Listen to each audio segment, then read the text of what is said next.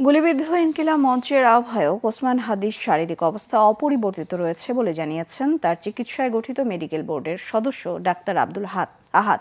বেলা 1টার দিকে এভারকেয়ার হাসপাতালের সামনে তিনি সাংবাদিকদের জানান, শুক্রবার রাতে তার অবস্থা যেমন ছিল এখনও ঠিক তেমনই আছে।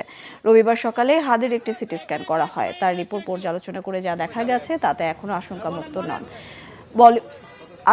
নন বলে জানান ডাক্তার আহাদ। বুলেটের বেশ কিছু অংশ বের করা হলেও একটা অংশ মস্তিষ্কের ভেতরে এমন জায়গায় রয়ে গেছে যেখানে অস্ত্রোপচার করাও সম্ভব নয়।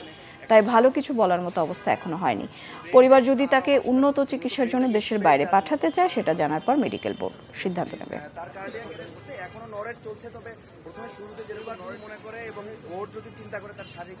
হাদি ভাইয়ের বুলেটটা রাইট সাইড দিয়ে ঢুকে গিয়ে বাম সাইড দিয়ে বের হয়ে গেছে, টেম্পোরাল রিজন দিয়ে। বুলেটের ফ্রেগমেন্ট আমরা একটা কাভার শেল সেটা পেয়েছি অপারেশনের সময়, এবং একটা অংশ তার ব্রেন স্টেমের মধ্যে রয়ে গিয়েছে। মেডিকেল বোর্ড সিদ্ধান্ত দিয়েছে যে তাদের শারীরিক অবস্থা অপরিবর্তিত রয়েছে এবং সেটা আশঙ্কাজনক। গত 2 দিন যেরকম ছিল ঠিক ওই রকম ভাবে আছে। ফার্দার কোনো সার্জারি লাগবে না বলে আমরা মনে করি।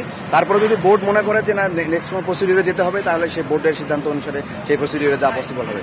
সিঙ্গাপুর এবং থাইল্যান্ডের যে হসপিটালগুলোতে তাকে কেস সামারি তার পরিবার পাঠিয়েছে, এবং ওই হসপিটালের সাথে হয়তো কথা বলে হসপিটাল অ্যাকসেপ্ট করতে পারে, তার পরিবার সিদ্ধান্ত নেবে তখন যে আসলে কোন হসপিটালে তাকে নেওয়া যেতে পারে। তবে এটা তার পরিবারের সিদ্ধান্তটা চূড়ান্ত বলে আমরা মনে করি।